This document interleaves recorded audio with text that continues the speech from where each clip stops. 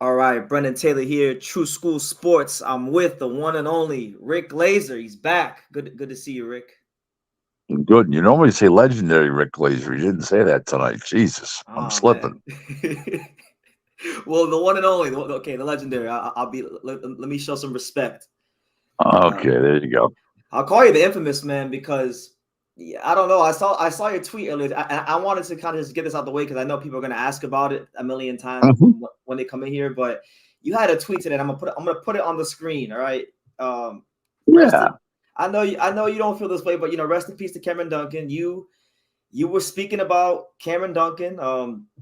You pretty much said that he's been in ill health for years, and then you said good riddance. The lies have officially stopped, and this caused the whole firestorm. I actually got a couple of text messages about it today from people that knew you were coming on. So, like, hmm what do you got to say about that? The whole Cameron Duncan thing. I have no regrets of writing the truth. I'm a very straightforward guy. I always tell the truth, and if people can't deal with the truth, then so be it. They said, "Well, people say, well, he's dead. You shouldn't talk about the dead. Why? Because the guy's dead. All of a sudden, he's a nice guy.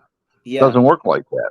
You are what you are, and whether you're dead or alive. Now, the guy may not be able to talk, but he knew how I felt about it. It's not like I'm talking behind his back because yeah. he knew exactly how I felt about him.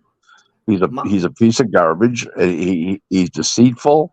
He's deceptive, deceitful. I mean, just an absolute barnacle as my, a my, human being. I got you. My question would be is like, what like dealings did you have with Cameron Duncan that caused all these Well, I was feelings? I had two dealings with him, and they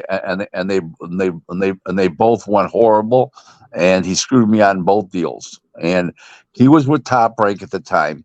He had a Mm, fighter named Mac McClin, and we were supposed okay. to be partners on him. And he asked me, he said, "Listen, we can be partners on this guy, 15% a piece. You come up with $2,000 for the equipment for the kid." Now remember, this is about 1997. Yeah. $2,000 is like 6,000 today. So I came up with the 2,000 for the equipment. The kid won his second fight, and he looked real good. He was 2-0. And I called up Mac. "How you doing, Mac?" "Oh man," and I was waiting for the contract from Cameron to sign it off on it and everything. I hadn't got it yet. I called up Mac. "Oh, Rick, he's that Texas drawl.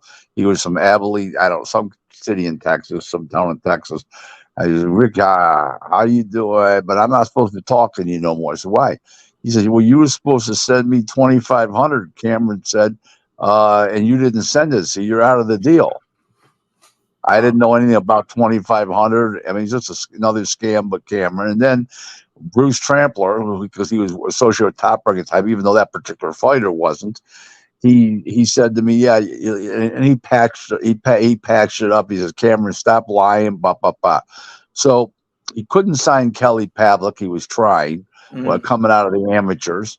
He said, "Listen, if you call Kelly Pavlik and you work on him, if you got to go to Youngstown, because I live in Buffalo, it's only 3 hours from, about 3.5 hours away, right? Youngstown." yeah. So he says to me, "If we sign him up, I'll give you 2%." I says, "No problem, for as long as I have him." I said, "You got it."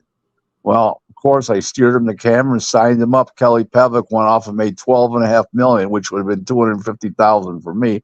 I never saw a dime. He never called me again. As soon as I told him we got the guy, he signed him up and never heard from him again.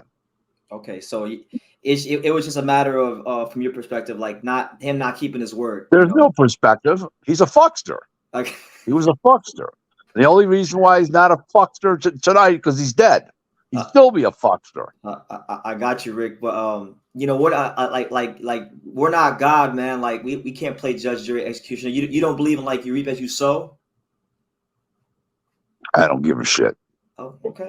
You All right. know, All right. As long I'm as a, it's out there, I'm because a, I just wanted to to dead it be in in the water. boxing, to be successful, part of you got to be cold and callous, and I'm all that.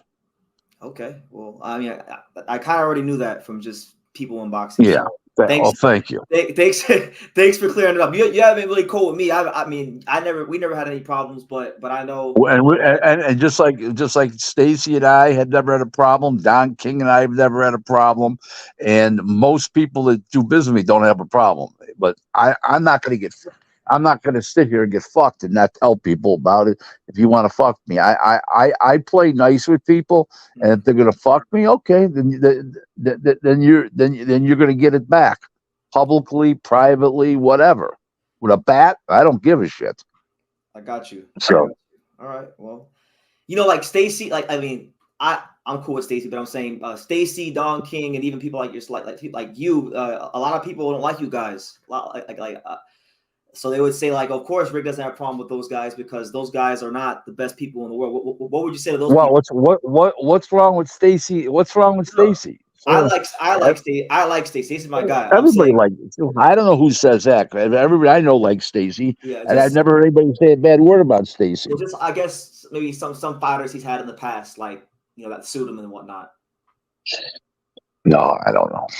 That's to do with Don King, not really to do with him. But it's all right. No big deal. I got you. All right. Last thing I'll ask you before we get into the boxing, because I did say I would ask this. When I was at the WBA convention in Orlando, I wound up running into your good friend Rachel Donaire.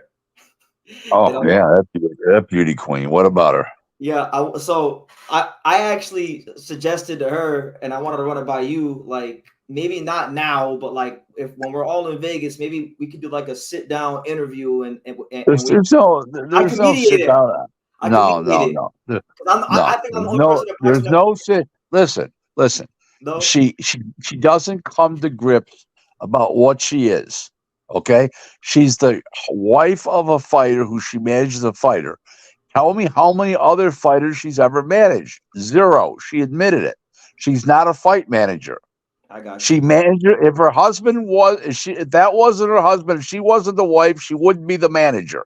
She's got to stop her trainer or something, say she's a fight manager. Richard Schaefer did all the heavy lifting in that deal. Okay? He was the promoter. Okay? Please stop. There's no way. Okay, there's no way in life that man would have hired her if they weren't married or lovers or boyfriend and girlfriend. If they were totally not lovers, and she was just another person, he would have never hired her. She's got to stop. Know what you are. One of the things, know what you are. No, 100%. But I picked her brain at the convention. She seemed to at least know. She knew about the boxing business a little bit. So you don't think maybe there could be a good dialogue if I was to mediate it? Like, you don't think we can set that up? There's nothing to mediate. There's nothing. I'm not dealing with people like that. Okay. Everybody knows she's not in the fight business. She worked with a fighter, her husband. Okay. Tell me who else. I told her, name the other fighters that you manage. Yeah. She doesn't manage another fighter. Come on, please stop already. Okay. Well, now that he's retired, she's retired. Yeah. Well, I do know. I mean, I know some fighters that she's like helped because we spoke about it, but she's helped them, but she's not the manager, advisor. She doesn't have a contract with them. She's not in the fight business. She's got to calm herself down a little bit. Okay. Well, I just wanted to ask because I did tell her I would ask. And let me ask you a question. You're a smart guy. Nobody's ever accused you of stupidity. Is my definition correct? Is my definition correct, or am I wrong? Of her being a fight manager? Well, yeah. In other words, she managed. I mean, you only got to manage one fighter to be a fight manager. She managed. But the point is, she would not be the manager if it wasn't her husband. The guy wouldn't have called her up if they weren't lovers of some type, boyfriend, girlfriend, a living mate, or husband and wife. Hi, I want you to manage me. I'm Nodito Donaire. Get the fuck out of here. I get your point, but you only got to manage one fighter to be a fight manager. It doesn't matter. She's not a fight. That's not a fight manager. You manage a fighter. You're not in the boxing business. You manage a fighter. Okay. Now she doesn't manage any fighter because he's retired. So is she a fight manager today? No, because she doesn't manage anybody. Thank you. Okay, all right. Well, I just wanted to ask that question and get it on record because I did tell her I would ask that. But Oh, nonetheless, there's so many people. There's so many people that want to put on us, her and I, and the what do you call? She yeah. came But the on thing one is, show I was on. yeah. But the thing is, She's I think like I don't like I'm the only one who does because most people that want to put you guys on a show together, they either don't like you or like her or don't like you. I don't got a problem with either of you guys. So I feel like it would have been great if I did it, but that's just me. oh, that's But good. That's nonetheless, good. we'll switch gears, Rick. We got an action-packed show. First thing, before we get into the boxing as well, I want